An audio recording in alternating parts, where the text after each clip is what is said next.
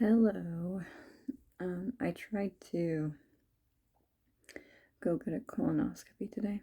I feel very sick. Well, I tried to take this Plenview stuff that they give you to clear out your digestive system. I could only drink a fourth of what I was supposed to, so they weren't able to do the colonoscopy. Which I'm kind of glad, because it's like always felt like an invasive thing, even though they put you under. I know I look like I'm very sick because that's how I feel. I felt like throwing up for 2 days. I guess this is the third day. Well, I ate like 7 tiny pickles, and that's what started the feeling like I was going to throw up. And then I tried to take the stuff the next day. I just feel like crying. I'm like, and then I missed the appointment to take out my Mirena because I was just tired as shit, like the day before. But I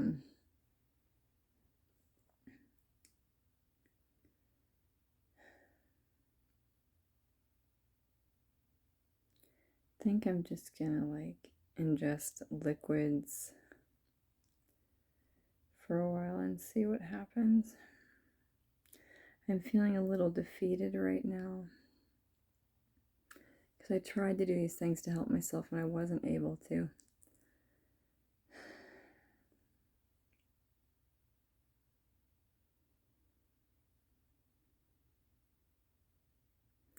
I guess it makes me feel like a failure. I know I did my best, and as I was kind of thinking about something else, it's like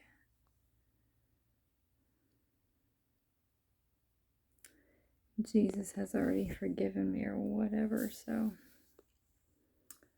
just how do I like forgive myself? And I feel like I didn't like measure up to what I was supposed to do.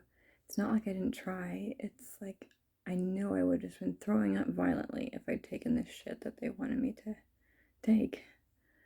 So now I'm like, how can I do the colonoscopy? Do I really need it? Because I already know how fucking shitty I feel. And what are they going to say besides some medicine that'll push aside the problem, and then if I ever stop it, it'll be where it was or worse?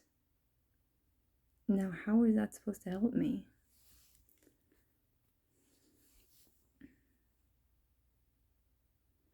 My roommate did give me a ride and take me back because I had to have a chauffeur. So that was nice.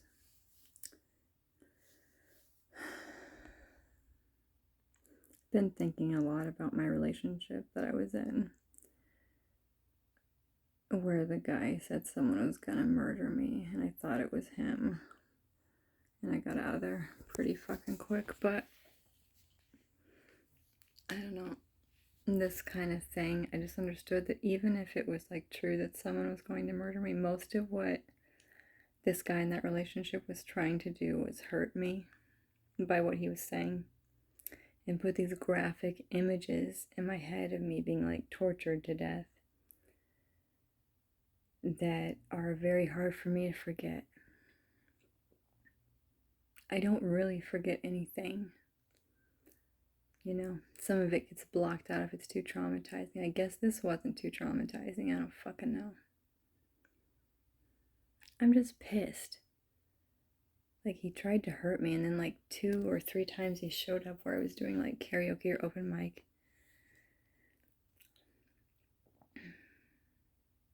And for the most part, I know he was there because he was trying to talk to me. But I'd already like not answered his texts or even barely read them. Because it's like, how do you talk to someone like that fucking maniacal? And how is that really gonna go? His text would just start with like blaming me for shit. Like he thinks I took a pot or a pan of his. It's just like, who fucking cares if I did? You don't ever cook anything. He would put chicken nuggets on a pan in the oven and otherwise eat yogurt. So what the fuck did he need a pan for? I don't know. I don't really think I took any of his pans, and I have a better memory by far than he does. I did take the top of his blender, which I found very hilarious. But I was in kind of a rush to get stuff out, so otherwise I felt bad taking the whole blender, but I'd already shoved the top in the bag, and I'm like, I can't find this. I'm already in fucking panic. And you can buy just a blender top. That's the thing. I had this guy, I randomly called some moving company because my intuition told me, like, call this guy. I was looking in a phone book. They do still exist. So I called some company, and the guy was like, well, we don't have any room on the schedule today, but I can bring my kids over at about noon or something. And as they had helped me pack everything in a moving truck I had paid for, it's just like I wouldn't have been able to get in and out with anything. He would have tried to fight me or maybe enclose me in the house again.